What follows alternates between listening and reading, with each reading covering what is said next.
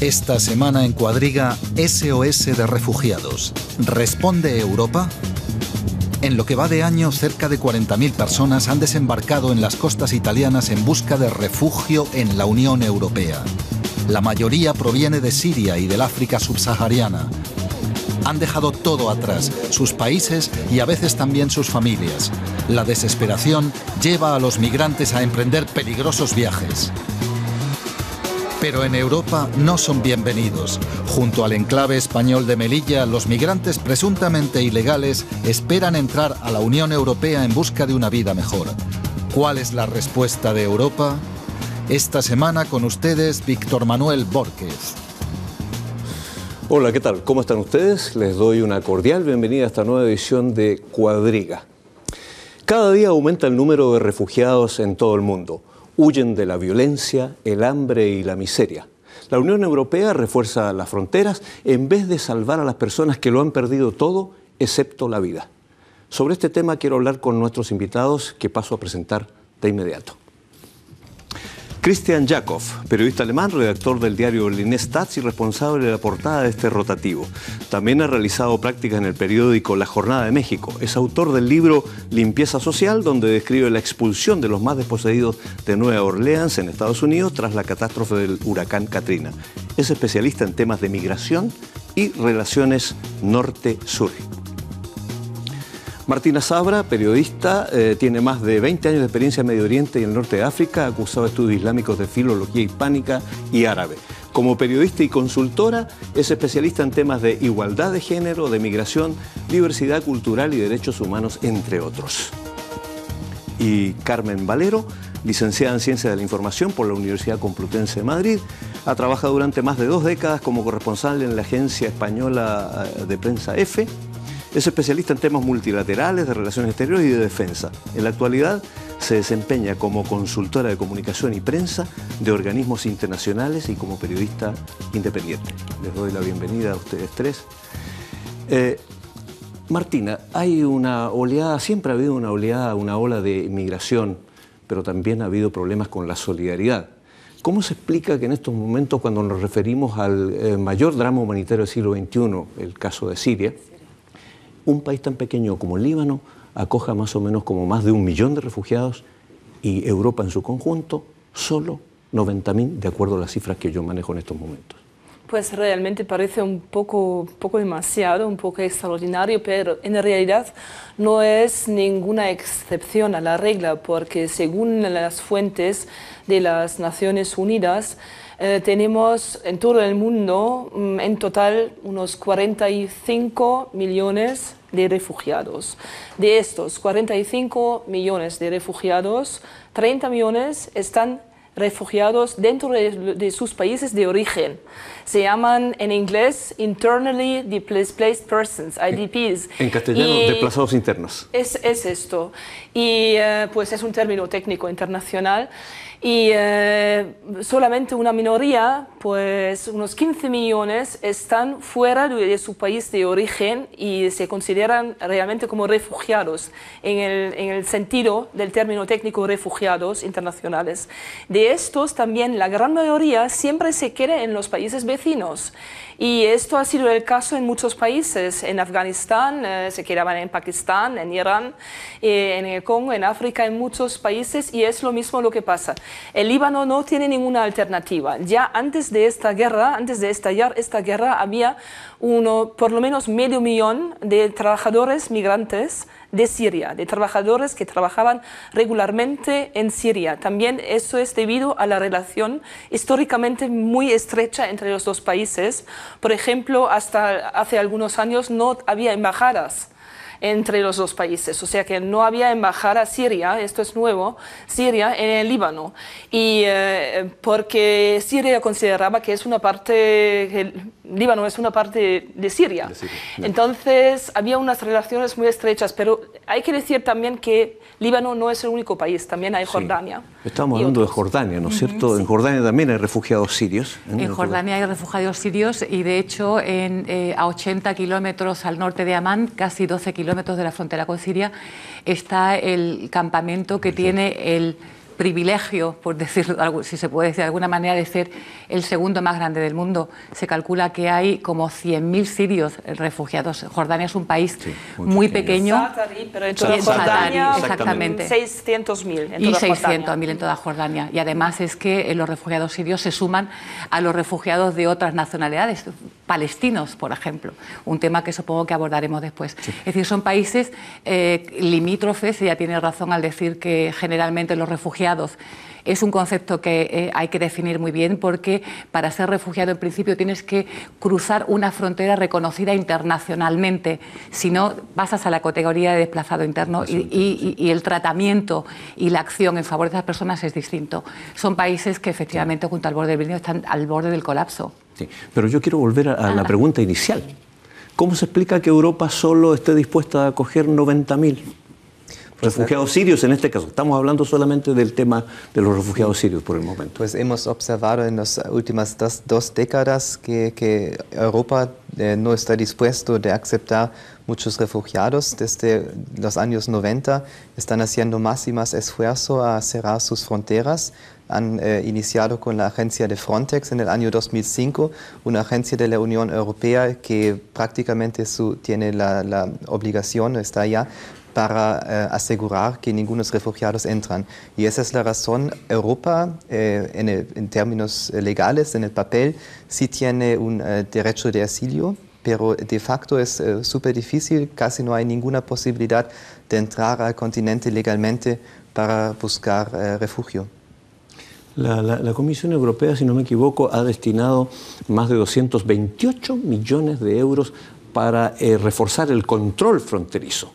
Y solo 20 para este Fondo Europeo de Refugiados. Sí, hay una contradicción muy fuerte, porque esto está en contra de los valores, porque se entiende y siempre se dice que la Unión Europea es sobre todo una unión de valores, pero claro que es sobre todo una unión económica y de intereses económicos, y esto va un poco, pues es un poco similar a lo que pasa en el plan social. Tampoco Europa es una Europa social hasta ahora. Pues sí, se están realizando cosas, pero hasta ahora Europa es una unión económica y sirve sobre todo intereses económicos, y lamentablemente pues se ha convertido en una fortaleza en los últimos años, y con Frontex, con la creación de estas agencias, pero también con la creación de una legislación, directivas, por ejemplo, europeas, procesos como Dublin II, Dublin III últimamente, que está en vigor desde hace 6 meses, desde el principios de este año, y que literalmente pues hace imposible que los refugiados lleguen a Europa, a la Unión Europea, de forma legal. Hay allí también un problema que tiene que ver con esto de la aceptación. Ahora, en España está el problema, digamos, de los inmigrantes que vienen desde el norte de África, de la África subsahariana, por así decirlo. ¿Cuál es más o menos la postura del gobierno español con respecto a esto? Bueno, y además de la población, quizás, una son las opiniones oficiales, pero lo otro también es una actitud de la población.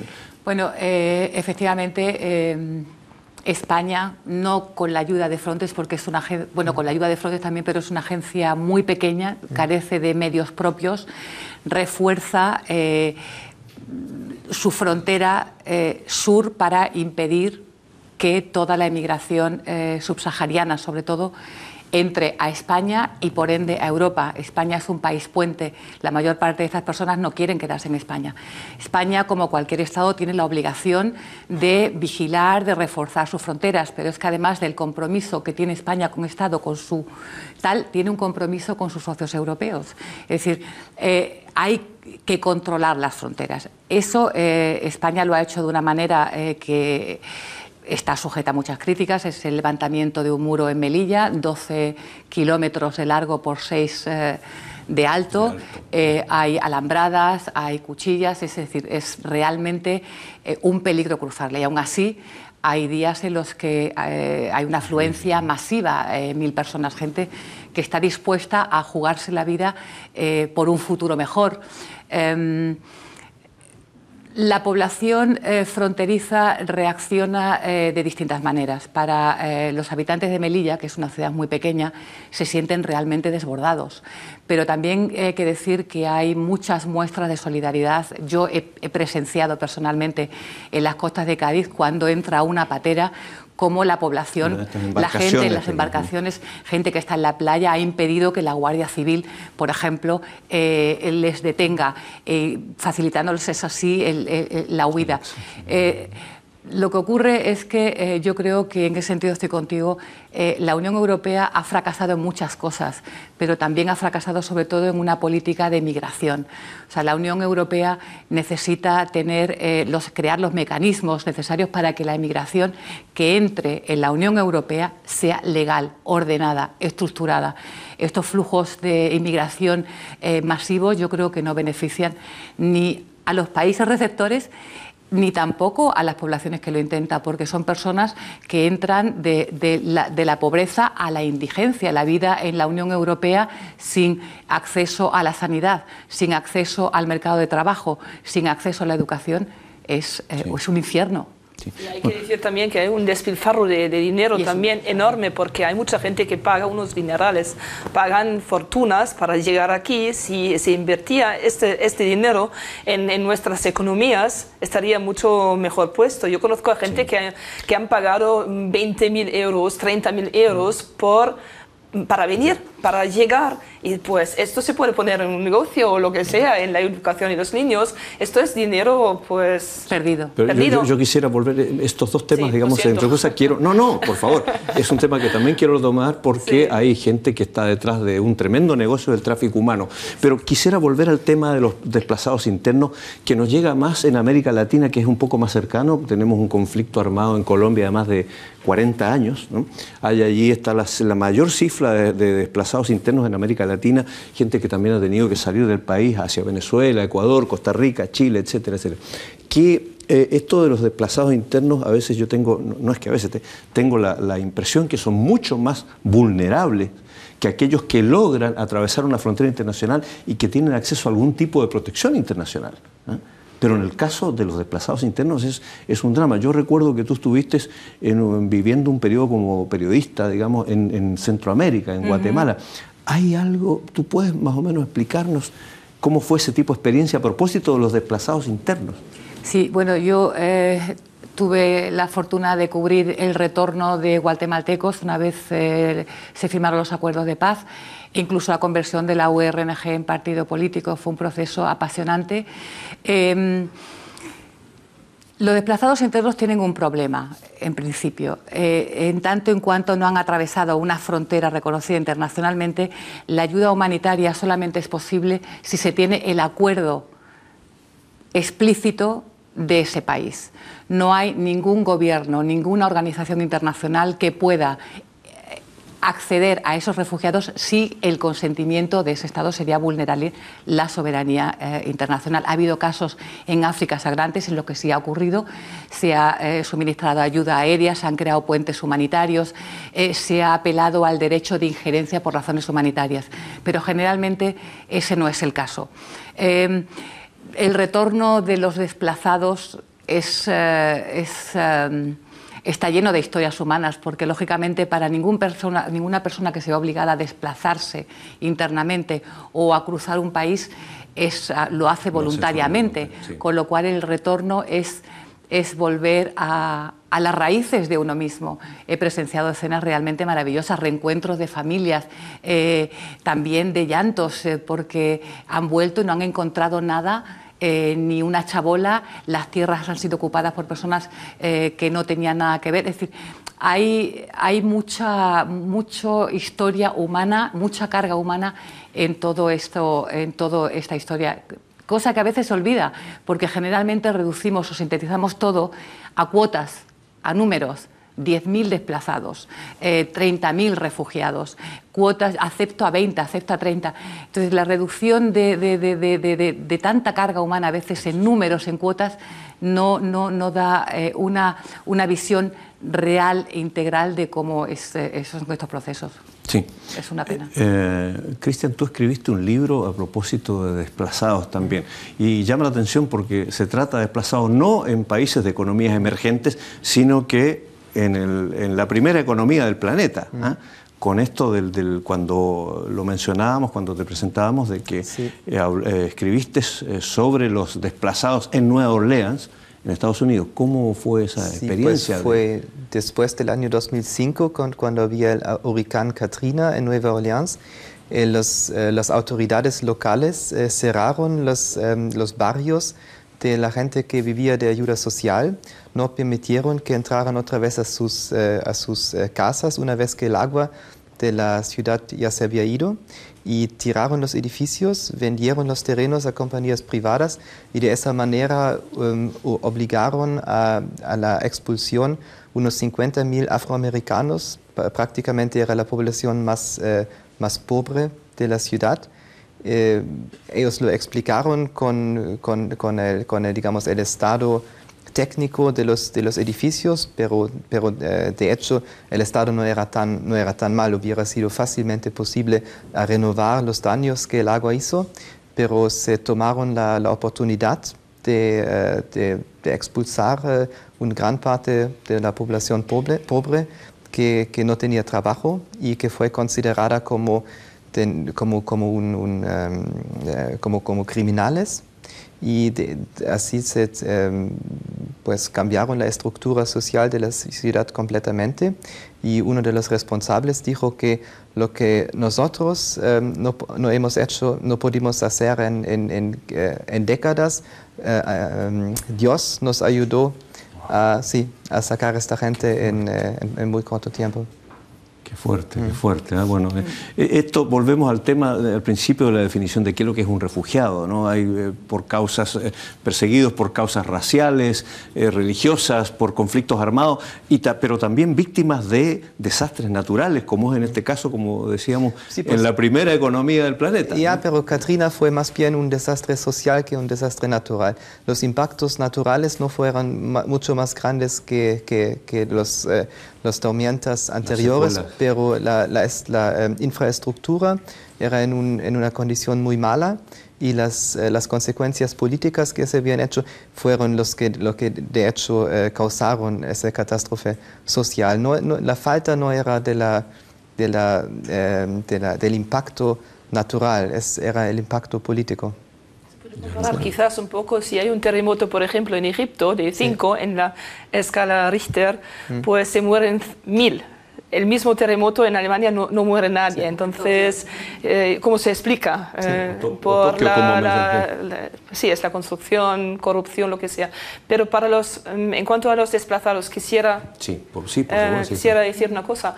Los desplazados internos, efectivamente, en Siria son el número más grande, son el nombre más grande. O sea que en Siria misma, dentro de Siria, hay ahora mismo más de 6 millones de desplazados internos. O sea que en total, casi la mitad de la población están pues desarraigados, digamos, y la tercera parte de la población dentro del país están desplazados. O sea, este es un muy, muy gran nombre, pero el vínculo quizás con los refugiados, si hablamos de refugiados y de política de migración, pues sí, la situación es muy grave en Siria, pero está un poco fuera de nuestro alcance.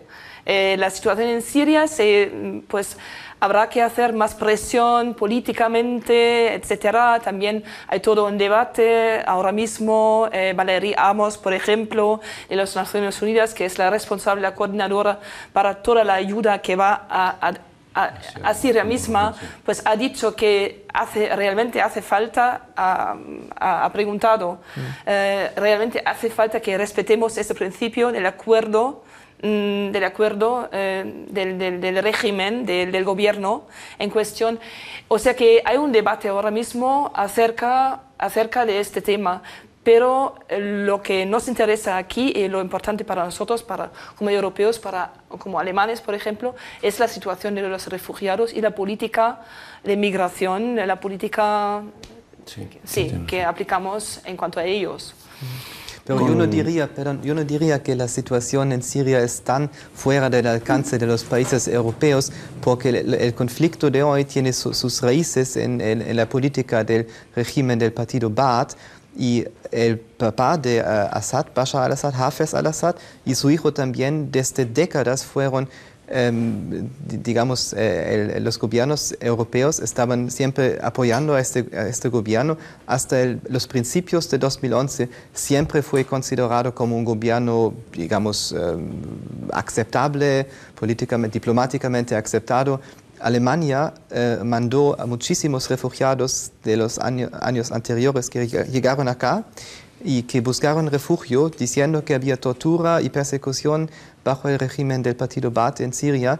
Los regresaron, hicieron un contrato de regreso con Assad, y ahora pues ven digamos, cuáles consecuencias el carácter de ese partido de hecho tiene, pero si hubieran querido, mucho más anteriormente se hubiera podido fortalecer la oposición democrática, se hubiera podido ayudar a un cambio democrático que hubiera evitado esta guerra. Sí, son los fallos de análisis que se hacen. Eso va en la línea de lo que acaba de decir el ministro alemán de Asuntos Exteriores, Steinmeier, en una visita reciente en Líbano, que la solución del problema de los refugiados pasa por la solución del conflicto siria. Evidentemente, la mejor forma de tratar el refugiado es evitando el refugiado, pero ya es demasiado tarde. No, pero había un movimiento. Siria, a mí lo que me preocupa en el caso Siria es el retorno, porque espero y confío en que algún día estos refugiados en Líbano, en Jordania, en Egipto, en Turquía, que también hay casi 700.000 en Turquía, no olvidemos, retornen. Hay muchas personas en los campamentos de refugiados que son reticentes a presentar una solicitud de refugio, porque ellos confían en que en algún momento podrán retornar a su país. ¿Y con qué se van a encontrar? Pues con un documento que dice que tienen el estatuto de refugiado y temen represalias, temen ser estigmatizados. Y por eso hay muchas personas que, aun teniendo derecho a ese estatuto, no lo solicitan. Y me pregunto cómo va a ser el retorno. Sí. Bueno, con respecto... Hombre, sí. Bueno, sí, a lo mejor puede enquistarse la situación de los sirios en Líbano, y tenemos muchos casos de otras nacionalidades que llevan viviendo años en campamentos de refugiados. El caso de los palestinos. Pero yo quería hacer mención ahora a la situación de los refugiados en muchas partes del mundo, y nuestro equipo de producción ha preparado una nota al respecto que quiero que la veamos juntos. Hemos estado viviendo en estas cuevas más de 2 años. En el primer año de la guerra, nuestras casas fueron incendiadas. Las tropas del régimen destruyeron nuestros hogares. No tuvimos más remedio que huir. Destruyeron todo. No nos queda nada. Aquí al menos estamos seguros y los vecinos nos dan la bienvenida. No nos dejan irnos a dormir con hambre. Nos ayudan con la comida. Si África tuviera recursos, y si así lo hubiera querido Dios, nunca habríamos emigrado a Europa. La razón por la que emigramos es porque no teníamos otra alternativa. Si Dios me da la oportunidad de quedarme en Europa, voy a hacer todo lo posible para convertirme en una persona útil para la sociedad. Hacer todo lo posible para convertirse en una persona útil a la sociedad. ¿Por qué Europa teme tanto a los refugiados? Bueno, refugiados y desplazados internos, inmigración ilegal. Es que hoy estamos asistiendo a un flujo mixto en el que tanto la inmigración ilegal como los refugiados se mezclan. Se utilizan las mismas rutas, los mismos medios de transporte, y eso es peligroso. Eso es peligroso, y conviene conviene no mezclar una cosa con la otra. A mí ese tipo de testimonios me produce tremendo dolor y decepción como europea y como ser humano. Me parece que no solamente hay que revisar las políticas de refugio y asilo, pero también la cooperación internacional. Yo creo que después de tantos años y tanto dinero y tantos esfuerzos en intentar ayudar a estos países, algo no funciona cuando todavía hay miles y miles y miles de personas que son incapaces de encontrar un futuro digno en sus propios países. Y esa desesperación lleva prácticamente al suicidio. De hecho, por ejemplo, volviendo al tema de Melilla, ha habido encuestas en las que confirman que 8 de cada 10 personas que no han podido saltar la valla de Melilla lo han intentado alguna vez y lo volverán a intentar. Es decir, es tremendo, o sea, 8 de cada 10, es decir, están absolutamente dispuestos, determinados a perderse la vida, a desangrarse, que ha habido incluso algún caso en esa valla, para poder acceder a algo mejor. Yo creo que la Unión Europea en su conjunto sería injusto decir que no ha sido generosa. Ha sido generosa, creo que puede hacer más, pero también creo en que la migración tiene que estar flexible, pero regulada.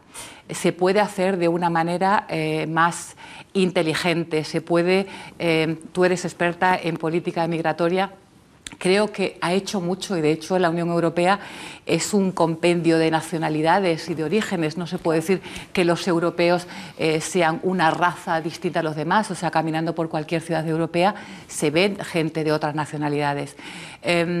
Pero creo que hay que actualizar esa política migratoria a las necesidades acuciantes que seguimos viendo y que realmente es una tragedia humana. Sí, pero a ver, ¿es posible poner de acuerdo a los 28 miembros de la Unión Europea en una política migratoria? Pues de hecho los 28 países ya se pusieron de acuerdo porque el año pasado, después de negociaciones de 8 años, tenían un acuerdo sobre un sistema de asilo común en papel. Hasta hoy no en todos los países está cumplido, pero de hecho este acuerdo ya existe, pero el problema de este acuerdo es que sigue tener una distribución extremadamente desigual de los pesos y del influjo migratorio entre los países grandes, centrales, que no tienen fronteras exteriores, y los países al sur con los mediterráneos, con frontera exterior de la región Schengen. Y así que, aunque había este acuerdo, después de muchos esfuerzos de negociaciones internacionales en nivel de la Unión, hasta hoy la política migratoria de asilo en Europa es súper desigual. Pues para un poco más detalle, quizás esta política data del año 99, o sea que ya en el 99 empezaron a unificar en la Unión Europea, con los miembros de aquella época, unificar la legislación y el cuadro legislativo y a formar una política migratoria común, o una política contra el asilo también, contra los refugiados políticos también. Y ha habido pues varias etapas, Dublín 1, 2, 3, ahora estamos en la etapa Dublín 3. Lo que pasa es que han instalado un sistema que se llama Eurodac. Y geográficamente se sabe que pues ahora con la mayoría de los refugiados viniendo del sur del Mediterráneo, de África, de Oriente Medio, pues la mayoría, como no hay forma legal de venir, vienen de forma ilegal en barcos, donde aterrizan, donde llegan primero a Italia, Grecia.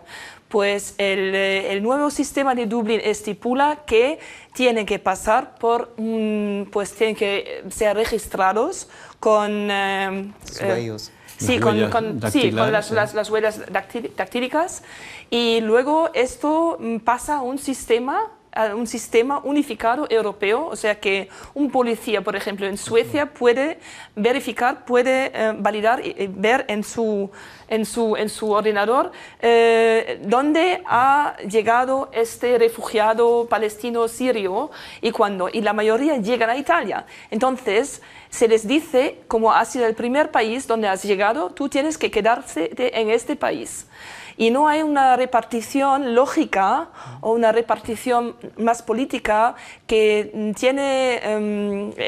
toma en consideración también, o que toma en cuenta los lazos familiares reales, por ejemplo, de mucha gente. Yo he encontrado aquí en Berlín a gente que llegó a Italia pues se cogieron estos sellos, ahora tienen que volver a Italia, pero sus familias están en Holanda, están en Suecia y están dispuestos a aceptarles, a cuidar de ellos, a cuidarlos y todo, darles dinero, todo, y seguridad social, todo estaría cubierto.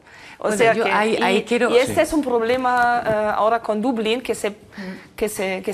Bueno, en cuanto a esa base de datos que se está haciendo, no hay que olvidar que la mayor parte de los inmigrantes ilegales o refugiados viajan sin papeles. Sí.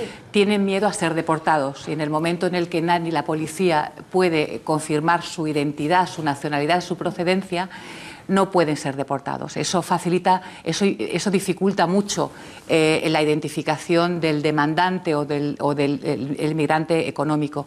Ese banco de datos también está pensado para asegurarse de que una persona, una vez haya accedido al estatuto de refugiado, no ha cometido crímenes de guerra o contra la humanidad. En el tema de refugiado, una vez que una persona, y eso es importante en una nueva directiva europea, en el momento que una persona accede al estatuto de refugiado, esa persona es sujeto de derecho. Los derechos sociales, económicos están garantizados. Entre ellos, y ahí voy, es la libre circulación. Teóricamente. Teóricamente, en el papel. Y ese es el punto fuerte del reglamento de Dublín. Sí. Tú puedes recibir, o sea, solicitar, y eso es desde el año... necesitas solicitar refugio en el primer país de entrada, en el que pones el pie. Pero si tú ese estatuto refugiado lo consigues y si tu expediente ha sido resuelto de forma positiva, tú tienes libertad de circulación. Es decir, que un refugiado en España, en teoría, puede ir y viajar a Suiza. El problema es que eso no ha sido el caso y el derecho de circulación que te garantiza el Estatuto de Refugiado no ha sido garantizado por el resto de los miembros de la Unión y se está trabajando mucho en ese sentido para asegurar que una persona no vuelva a ser prisionera por el hecho del Estatuto de Refugiado. Hay que armonizar y hay que, digamos, homogeneizar el Estatuto dentro del territorio de la Unión. Porque y por hasta se les puede encarcelar. O sea que en cuanto tu caso no sea resuelto, no esté resuelto, te pueden encarcelar también. Y eso está previsto. Y yo conozco aquí en Berlín a gente que llegaron a Italia, pues fueron registrados en Italia, pero han solicitado el asilo aquí. Porque para ellos es lógico, porque la familia está aquí. Claro. Pero pues ahora mismo están desde hace 8 meses en juicio. Y siempre están bajo la amenaza de que pues los manden a Italia mañana, de noche. En cualquier momento eso puede ocurrir y este es un problema y a mí no me parece muy lógico. El problema no es solamente que después del proceso de asilo ya no se les da la libertad de circulación, es que los países donde entran tienen que hacer todos los procesos ellos mismos y por eso Grecia sobre todo, pero también Malta e Italia simplemente no los hacen. Los encarcelan por algunos meses y después, sobre todo Grecia, los deportan, ¿no? Una deportaciones son caras, así que algunos los regresan a Turquía, otros los dejan en la calle y siguen ilegalmente a los países más al norte, más al oeste, donde realmente quieren ir. Ellos los regresan otra vez a Hungría, a Polonia, a Grecia, a Italia y esos países más toman el método de detención.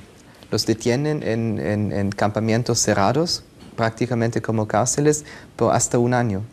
Sí. Y eso también es parte del nuevo sistema asilo europeo. Hay un tema que no quisiera que lo pasásemos por alto, esto del tráfico humano. Porque en torno a esta migración ilegal, para que no detecten para saber quiénes son, hay en torno a eso verdaderas mafias, ¿no? Claro. Que se dedican al tráfico, sí. Digamos.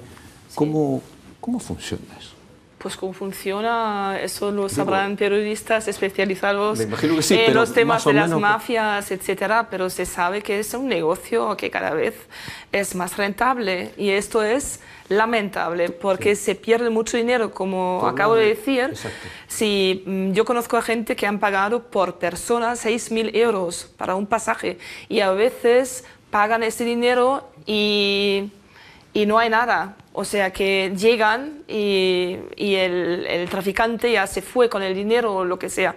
Y entonces hay familias que pagan unos 30, 40 mil euros para pasar. Y eso no es solamente una cuestión de deudas y de, pues, se están jugando su futuro también, su existencia social y todo. Pero también es un despilfarro, yo digo, porque este dinero lo puedes utilizar para crear tu nueva existencia. Este dinero puede ser útil para el país acogedor, por ejemplo. Puedes financiar la educación de tus niños, abrir un negocio, lo que sea. Este dinero es perdido y también criminalizándolos, pues quiere decir que son considerados una gente muy normal como tú y yo, de hoy a mañana, pues se les considera como criminales, como delincuentes, y no lo son. No son delincuentes, muchas veces son gente muy bien cualificada, que han hecho estudios. Os digo un caso, hay un caso, por ejemplo, de una siria en Essen, es una ciudad alemana. Pues esta siria vino con su familia de pequeña, cuando tenía 6 años, ya en aquella época como refugiada. Nunca en la vida accedieron al estatuto de refugiados reconocidos. Siempre eran tolerados. Ella hizo su escuela, terminó la escuela con unos grados muy buenos. Iba a estudiar medicina porque tenía unas notas estupendas. Se le dijo, no, tú aquí solamente tolerado, tú no tienes ningún estatuto legal, no puedes, tú vuelves a Siria. Volvió a Siria. Después de la guerra se fue con su familia, con 2 niños pequeños, a Egipto, y de Egipto otra vez en barco a Alemania. Ahora finalmente ha conseguido el estatuto de refugiada regular, pero un despilfarro de energía humana, de dinero, ¿y para qué? ¿Para qué? Y yo pienso, pues, para volver a la cuestión del miedo, yo pienso que sí hay miedo. Hay una dimensión psicosocial, pero también hay que decir que muchas veces la gente tiene miedo de lo que no conoce. Sí hay ataques, hay atentados contra, por ejemplo, refugiados en Alemania, sí, inmigrantes, pero también hay mucha gente que ayuda y muchas veces el odio y el miedo pues lo tienen gente que no conocen ningún refugiado.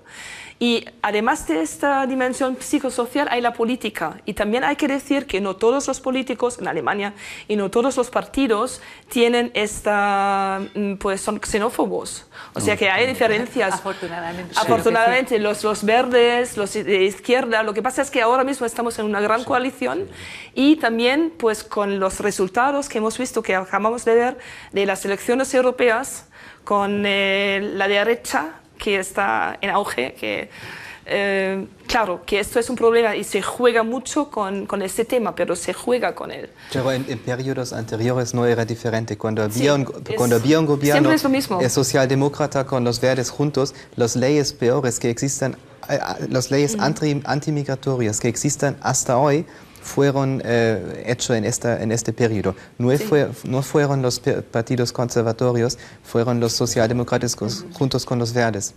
Sí, hay el Dublin 3, la regulación de Dublin, fue una inventación del ministro de Interior de Alemania, Schily, en el año 2004-2005, y él no era de la derecha, era socialdemócrata. Socialdemócrata muy de derecha. Sí, pero es un contexto político interesante en el sentido de que, desde el punto de vista moral, yo creo que ningún político se atrevería a decir que está en contra de los refugiados y que no permite nada. Pero lo que pasa es que también desde el punto de vista de la política real, ellos han sido elegidos en sus distritos, que les han dado un encargo político, por así decirlo. Y yo creo que en ese sentido se cuida mucho, más en un momento de lo que tú mencionabas, de que hay un auge de sectores conservadores en este país. Leía incluso, disculpa, que hay la mayoría de la población alemana está en contra, por ejemplo, de otorgar un asilo así sin requerimientos concretos. Bueno, o sea, yo creo que hay 2 problemas. Uno, la irresponsabilidad o la falta de claridad del mensaje político, el uso demagógico que se hace de este tipo de asuntos, el juego que se hace intencionado también de las cifras y de las cuotas. O sea, he oído muchas veces que Alemania es el país más generoso de la Unión Europea porque ha recibido casi a 10.000 o a 20.000 sirios o a 30.000, no lo sé. En cualquier caso, todo este tipo de cifras, si se comparan con otro tipo de indicadores, el resultado es distinto. Por ejemplo, el número de solicitantes de asilo que ha recibido Malta cada 1.000 habitantes es 10 y el número de solicitantes de asilo que ha recibido Alemania es de 3,1. La población acogida en Líbano implicaría, que se ha subido un 30%, implicaría, en el caso si fuera trasladada a Alemania, un incremento de su población de 20 o 30 millones de refugiados. No es el caso, evidentemente. O sea, que hace falta más responsabilidad por parte de políticos y prensa. Pero otra cosa, si no aceptan a los refugiados, tienen que apoyar económicamente las operaciones de las organizaciones internacionales en el terreno. Sí. Mira, yo quiero decir algo, eso sí, estamos acercándonos al final del programa. A propósito de generosidad, debo decir de que en América Latina hay países como Argentina, como Uruguay, como Brasil, que también se han mostrado, digamos, dispuestos a acoger a refugiados sirios. Esto no es aviso comercial, pero me refiero que estando tan lejos, y eso responde también a las comunidades, a la presencia de comunidades sirias en estos países, que es importante. Efectivamente, o sea, la comunidad siria en Argentina es notoria. De hecho, el expresidente Menem es origen sirio. Creo que América Latina, que ha generado tanto desplazado interno y tanto refugiado, ha hecho, pero podría hacer muchísimo más. La distancia no es excusa en absoluto, y no hay que olvidar que en América Latina se calcula que hay 20 millones de personas de origen árabe. Sí, ahí está el vínculo. Está el vínculo, pero también las condiciones son diferentes. Esa es la otra historia. Bueno, yo ya digo, siempre el tiempo se nos hace corto. Yo les agradezco vuestros aportes al debate, a la discusión. Espero que a nuestros televidentes en América Latina tengan un poco más claro, digamos, cuál es este drama y este problema tan complejo, el de los refugiados, el de los desplazados internos, etcétera, etcétera. Recuerden que pueden enviar sus comentarios y sugerencias a nuestra página web dw.de. Nuevamente me despido con un cordial abrazo para todos nuestros televidentes en América Latina, con un hasta pronto y pásenlo bien.